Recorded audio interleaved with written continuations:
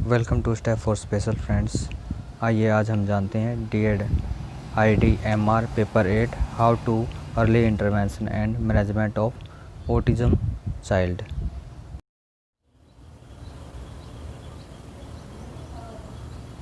आइए इसमें जानते हैं शीघ्र हस्तक्षेप अर्ली इंटरवेंशन की अर्ली इंटरवेंशन क्या होता है और किस प्रकार से जो ASD वाले बच्चे होते हैं, ऑटिज्म से इफेक्टेड बच्चे होते हैं, उनको किस प्रकार से ये हेल्प करता है। आइए इसके बारे में जानते हैं।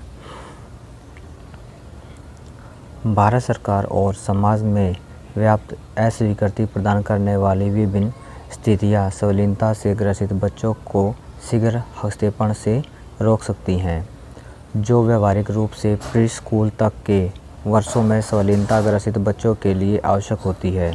शीघ्र हस्तक्षेप संवेदनशीलता ग्रसित बच्चों के अनुकूल व्यवहार और संप्रेषण को बनाए रखने में सहायक होता है। इसमें जो बताया गया है कि जो समाज में अनेक संस्थाएं हैं, स्थितियां हैं, जिसकी वजह से जो बच्चे हैं उनके शीघ्र हस्तक्षेप में बाधा बनती है, उनका जो अर्ली इंटरवेंशन है वो नहीं हो पाता, जिसकी वजह से बच्चे की जो प्री स्कूलिंग वगैरह होती है और स्कूल के साथ जुड़ना होता है वो बच्चे का बहुत ज़रूरी होता है। शीघ्र हस्तक्षेप जो होता है वह संवेदनशीलता ग्रसित बच्चों के अनुकूल व्यवहार और संप्रेषण को बनाए रखने में, उसको बढ़ावा देने में सहयोग करता है कि जो बच्चे का सोशल कम्युनिकेशन होता है, सोसाइटी होती है, उसके अंदर किस प्रकार से बच्चा रोल कर रहा है, रोल प्ले कर रहा है, इन सब को बढ़ावा देने में जो शीघ्र हस्तक्षेप है सहायक होता है। आइए इसमें आगे जानते हैं। प्रभावशाली हस्तक्षेप सेवा बच्चों को उनके विद्यालय के समावेशन हेतु प्रतिभागी होने में मदद करती है। अब यहाँ पर बताया गया है कि जो शीघ्र हस्तक्षेप है वह बच्चे का स्कूल में इन्वॉल्वमेंट, कंट्रीब्यूशन और उसको प्रतिभागी होता है, उसको ज्वाइन कराने में बहुत मदद करती है। आइए इसमें आगे जानते हैं। DL 2004 इसमें विशेष शिक्षा, समेकित शिक्षा, समावेशित शिक्षा तथा सामाजिक समावेशन के लिए शीघ्र हस्तक्षेप सेवाएं अत्यंत आवश्यक होती हैं। अब यहाँ पर बताया गया है कि जो DL जो 2004 है, इसके अंदर बच्चों के लिए विशेष विद्यालय, समावेशित शिक्षा और समाज में समावेशन की जो सेवाएं होती है ये बहुत ज़रूरी होती है। ये यहाँ पर इसमें शामिल की गई हैं, जो कि ASD से इफेक्टेड बच्चे होते हैं उनके लिए प्राथमिक नीड के रूप में ये ज़रूरी होती हैं। आइए इसमें आगे जानते हैं। संवेदनशीलता का प्रबंधन, मैनेजमेंट ऑफ ऑटिज्म। आइए इसके बारे में जानते हैं कि किस प्रकार से जो संवेदनशीलता का प्रबंधन है वो किया जा सकता है और बच्चों के लिए यह किस हद तक आवश्यक होता है।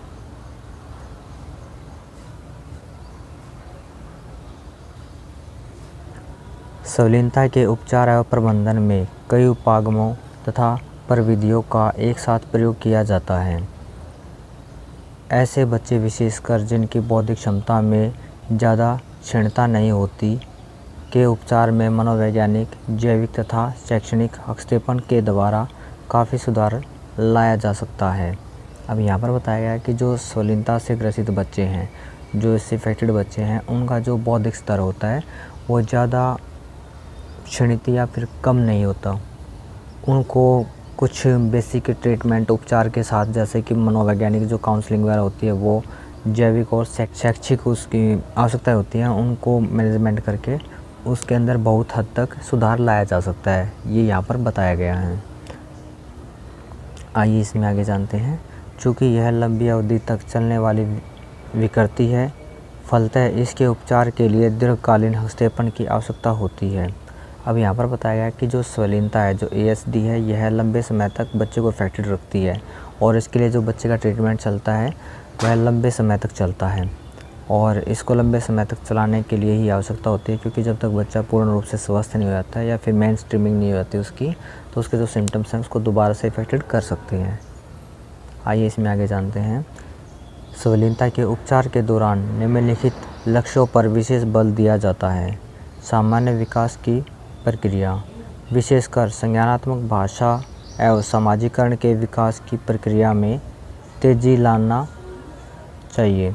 अब यहाँ पर बताया है कि जो बच्चे के हम जब मैनेजमेंट कर रहे हैं तो उसके अंदर हम कौन कौन से जो विकास के क्षेत्र हैं या फिर बच्चे के जो एस्पेक्ट्स हैं उनको हमें ध्यान में रखना चाहिए। यहाँ पर बताया गया कि सामान्य विकास की प्रक्रिया और विशेषकर संज्ञानात्मक भाषा होती है कि बच्चे के अंदर जो कोग्निटिव डेवलपमेंट हो रहा है उसके अंदर जो तर्क वितर्क करने की जो क्षमता है उसको विकसित करना, और सामाजिकरण मतलब उसको कि सोसाइटी के साथ किस प्रकार से जो प्रतिक्रिया है, जैसे सोशल कम्युनिकेशन करना होता है, जैसे हाय, हेलो, बाय, नाम बताना और अपने बारे में कुछ चीज़ें बताना होता है। ये सारी की सारी चीज़ें जो सामाजिकरण के विकास की प्रक्रिया में तेज़ी लानी चाहिए, इन सब के लिए बच्चे को इनमें इन्वॉल्व करना चाहिए, यहाँ पर बताया गया है। आइए इसमें जानते हैं, जिसके अंतर्गत निम्नलिखित क्रियाकलाप पर बल दिया जाता है। अब यहाँ पर बताया कि कुछ स्टेप्स हैं जिनको फॉलो किया जाता है, आइए उसके बारे में जानते हैं। फर्स्ट में दिया गया है बच्चों के शिक्षण एवं समस्या समाधान की क्षमता को बढ़ाना, कि बच्चों की जो लर्निंग एबिलिटी है उसको और जो उसकी समस्या को सॉल्व करने की जो योग्यता है उसको बढ़ाने के लिए प्रयास करना चाहिए हमें। बच्चे के जो इंटरनल एस्पेक्ट्स हैं उनको हमें रीइंफोर्समेंट करके बढ़ावा देना चाहिए ताकि बच्चा शिक्षा के साथ जुड़ सके और जो भी उसकी समस्याएं हैं उनका सामना करने के लिए वह तैयार हो सके। सेकंड दिया गया शिक्षण प्रक्रिया को प्रभावित करने वाले नकारात्मक व्यवहारों को दूर करना, कि जो भी शिक्षण प्रक्रिया है, जो कि एजुकेशन प्रोसेस होता है, उसके अंदर कुछ नेगेटिव पॉइंट्स होते हैं जो कि उसको इफ़ेक्ट करते हैं। इस प्रकार की जो क्रिया है उसको हमें दूर करने का प्रयास करना चाहिए। जैसे कि बच्चे के अंदर हम मेनली देखते हैं जो ASD के बच्चे होते हैं, इनके अंदर जो ध्यान न देने की जो प्रॉब्लम होती है, मतलब अटेंशन कम होता है इन बच्चों का, सोशल कम्युनिकेशन कम होता है। इस प्रकार की जो भी समस्याएं हैं ये नकारात्मक व्यवहार होते हैं, इनको हमें दूर करने का प्रयास करना चाहिए। आइए इसमें आगे जानते हैं। थर्ड पॉइंट, परिवार को इस समस्या से उत्पन्न तनाव व प्रतिबल से निपटने में मदद करना चाहिए। अब यहाँ पर बताया गया कि जब किसी परिवार में कोई दिव्यांग बच्चा हो जाता है तो उसकी वजह से परिवार के लोगों के अंदर जो एक स्ट्रेस, तनाव हो जाता है, जिसकी वजह से वो उस प्रॉब्लम को फेस नहीं कर पाते, या फिर उनके अंदर जो अवेयरनेस होती है जिसकी वजह से जो उनमें अवेयरनेस होती है वह बहुत कम होती है, जिसकी वजह से पेरेंट्स में जो तनाव की स्थिति है वह बढ़ जाती है। और बच्चे का प्रबंधन करने में पेरेंट्स का बहुत जो महत्वपूर्ण योगदान होता है। इसकी वजह से हमें चाहिए कि जो पेरेंट्स का जो स्ट्रेस है, दबाव है, तनाव है, जो भी उसकी प्रॉब्लम्स हैं उनको सोल्व करके हमें बच्चे के मैनेजमेंट में हेल्प करनी चाहिए। आइए इसमें जानते हैं। 4 पॉइंट, स्वलीनता से जुड़ी अन्य विकृतियों के उपचार में सहायता प्रदान करना इत्यादि। अब यहाँ पर बताया कि जो स्वलीनता से ग्रसित बच्चा है उसके साथ अनेकों जो प्रॉब्लम्स हैं वो जुड़ जाती हैं उसके साथ, और जिनका हमें प्रबंधन करने में हेल्प करनी चाहिए ताकि बच्चे का जो स्वलीनता से ग्रसित बच्चा है उसके अंदर जो डेवलपमेंटल डिले हुआ है उसको हम कवर करा सकें, ये यहाँ पर बताया गया है। आइए इसमें आगे जानते हैं। इन बच्चों के समुचित प्रबंधन के लिए एक समूह उपागम की आवश्यकता होती है जिसमें नैदानिक, मनोवैज्ञानिक, मनोचिकित्सा, विशेष शिक्षक, बाल रोग विशेषज्ञ, वाणी एवं भाषा चिकित्सक, सामाजिक कार्यकर्ता सामूहिक रूप से योगदान देते हैं। अब यहाँ पर जो बताया गया कि जो एक टीम होती है ASD बच्चे के लिए जो मैनेजमेंट का काम करती है उसके अंदर ये सभी के सभी जो प्रोफेशनल्स हैं ये शामिल होते हैं, इन्वॉल्व होकर बच्चे के लिए अच्छे से जो अर्ली इंटरवेंशन का जो प्लान है वो तैयार करते हैं और बच्चे का अर्ली इंटरवेंशन करते हैं और उसका मैनेजमेंट करते हैं। ये सब के सब जो इम्पोर्टेंट्स दिए गए हैं, कार्यकर्ता, सामाजिक कार्यकर्ता, जो स्पीच थेरेपिस्ट होते हैं, जो चाइल्ड साइकोलॉजिस्ट, स्पेशल एजुकेटर और साइकोलॉजिस्ट वगैरह होते हैं, ये सब के सब एक टीम वर्क के रूप में कार्य करेंगे ताकि बच्चे का जो भी समस्या है उसको समय पर प्रबंधन किया जा सके उसको। आइए इसमें आगे जानते हैं। जैविक चिकित्सा, सेकंड दिया गया है मनोसामाजिक चिकित्सा। आइए इनके बारे में आगे जानते हैं। फर्स्ट दिया गया था इसमें जैविक चिकित्सा। आइए इसमें जानते हैं जैविक चिकित्सा पर विधि। स्वलीन बच्चों में पाए जाने वाले कुछ व्यवहारात्मक विकृतियाँ जैसे अति चंचलता, आक्रामकता इत्यादि के उपचार के लिए औषधियों का प्रयोग किया जाता है।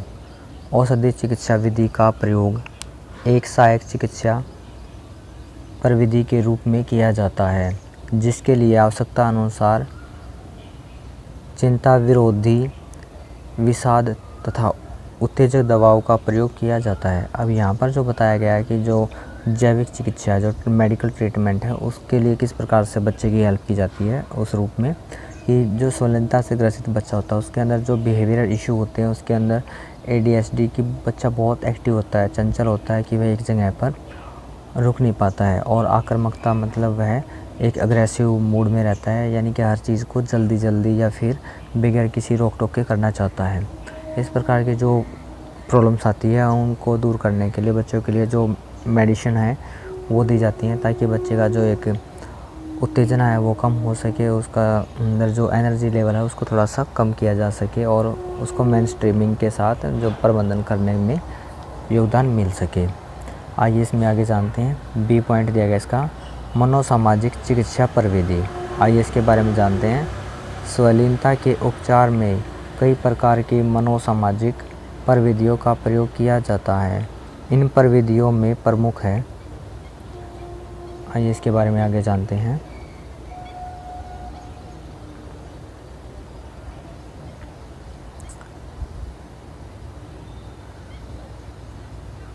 आइए इसके बारे में आगे जानते हैं।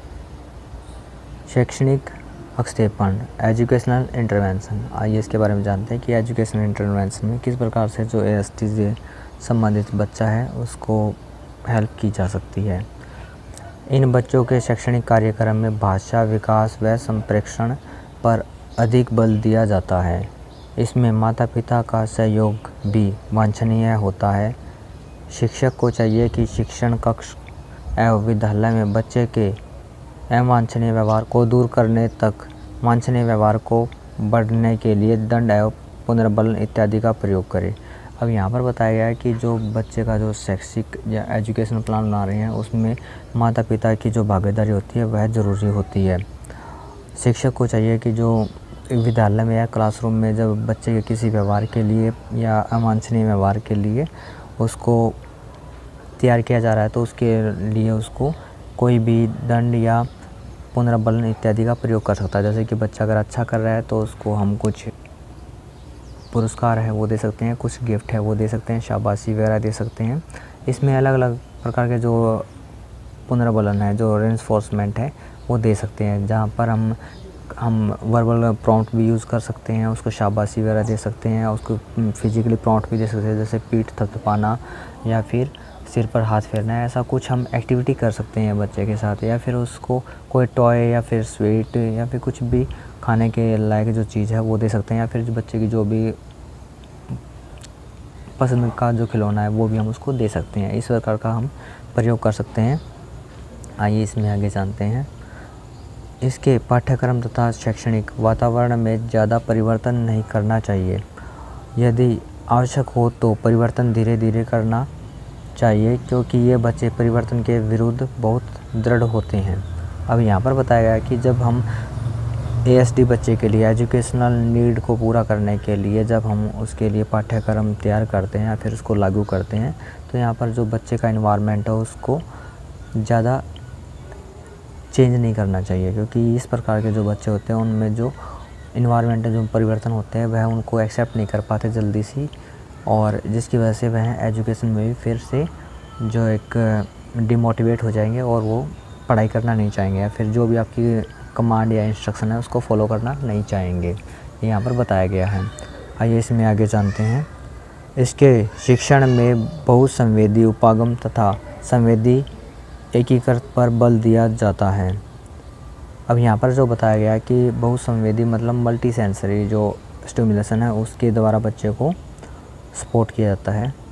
इन बच्चों के लिए ऐसे अधिगम वातावरण तैयार करना चाहिए जिसमें इन्हें सामान्य बच्चों के साथ अधिक से अधिक अंतःक्रिया करने का अवसर मिले। अब यहाँ पर जो बताया गया है कि बच्चों को जो संवलिनता से ग्रसित बच्चे ASD बच्चे हैं इनको नॉर्मल बच्चों के साथ एजुकेशन देना चाहिए। जैसे कि अगर जो हमारा इंक्लूसिव एजुकेशन सेटअप है इसके अंदर जो बताया गया है कि स्पेशल बच्चे और नॉर्मल बच्चे एक साथ शिक्षा देंगे। अगर इस प्रकार का अगर हम बच्चे को इन्वायरमेंट दे पाते हैं तो बच्चे के अंदर जो भी डेवलपमेंटल के माइलस्टोन हैं या फिर जो भी उसके अंदर एरिया है जिसके ऊपर हम काम कर रहे हैं उसके अंदर बहुत ज़्यादा उसको सहयोग मिलता है, ये यहाँ पर बताया गया है। आइए इसमें आगे जानते हैं। ऐसे बच्चों का शैक्षिक वातावरण काफ़ी रचनात्मक रखना चाहिए, यानी कि जो उनका एजुकेशनल इन्वायरमेंट है, जो क्लासरूम है, जो उनके लिए हमने कैबिन का सिलेक्शन किया है, वहाँ पर क्या होता है, जो रचनात्मक मतलब क्रिएटिविटी से उसको लेस करना चाहिए कि वहाँ पर अनेक प्रकार के जो इनोवेटिव डिज़ाइन, कलरफुल जो वॉइस प्रॉम्प्ट और विजुअल क्लू के साथ साथ अनेकों प्रकार की जो शैक्षिक वातावरण है उसको तैयार करना चाहिए, ताकि बच्चा उसमें इन्वॉल्व हो सके और अच्छे से उसको कर सके। शिक्षक को शिक्षण के दौरान सक्रिय भूमिका अदा करनी चाहिए तथा पाठ्य विषय को छोटे छोटे हिस्सों में बांटकर प्रस्तुत करना चाहिए। अब यहाँ पर बताया गया है कि जो शिक्षक है, जो टीचर है, बच्चों के लिए अनेकों प्रकार की जो एक्टिविटी करवाते हैं उनको छोटे छोटे हिस्सों में या शॉर्ट टर्म गोल में प्रस्तुत करना चाहिए, ताकि बच्चा उसको सही से पार्टिसिपेट कर सके उसके अंदर और उसको अच्छे से पूरा भी हो सके वो। इन बच्चों के पाठ्यक्रम में संप्रेषण पर अधिक बल दिया जाना चाहिए, जैसे संगीत, कला, नाटक इत्यादि। अब यहाँ पर बताया गया कि जब इस प्रकार के बच्चों को जब हम शिक्षण कराते हैं तो यहाँ पर इनके लिए जो अदर एक्टिविटी होती हैं उनका विशेष महत्व होता है। अब यहाँ पर जो अदर एक्टिविटी में बताया गया, जो संगीत होता है, कला होती है, जैसे कलर वगैरह कोई भी एक्टिविटी करवानी होती है, इन पर विशेष रूप से हमें ध्यान देना चाहिए, ताकि बच्चे के अंदर जो क्रिएटिविटी है वो बढ़े। संगीत की वजह से उसके अंदर जो स्पीच थेरेपी है उसका होता है इम्प्रूवमेंट। कला में हम कुछ भी समझ सकते हैं, जैसे ड्राइंग वगैरह या फिर डांस एक्टिविटी, कुछ भी, जिससे उसकी फ़िज़िकली और जो सोशल कम्युनिकेशन है वो भी अच्छे से डेवलप हो पाता है। आइए इसमें आगे जानते हैं। इसके शाब्दिक संप्रेषण के साथ साथ अशाब्दिक संप्रेषण के विकास पर भी ध्यान देना चाहिए। आइए इसके बारे में यहाँ पर देता है। अब यहाँ पर जो बताया गया है इसके अंदर कि बच्चे के जो शाब्दिक कम्युनिकेशन के साथ साथ अशाब्दिक कम्युनिकेशन के विकास पर भी ध्यान देना चाहिए, कि बच्चे को जो हम वर्बल प्रॉम्प्ट के साथ साथ जो इंस्ट्रक्शन है उनको भी हम फॉलो करवाने के लिए कोऑपरेट करना चाहिए, उसको मोटिवेट करना चाहिए। ये यहाँ पर इसके बिहेवियर्स बताए गए हैं। आइए इसके अंदर आगे जानते हैं।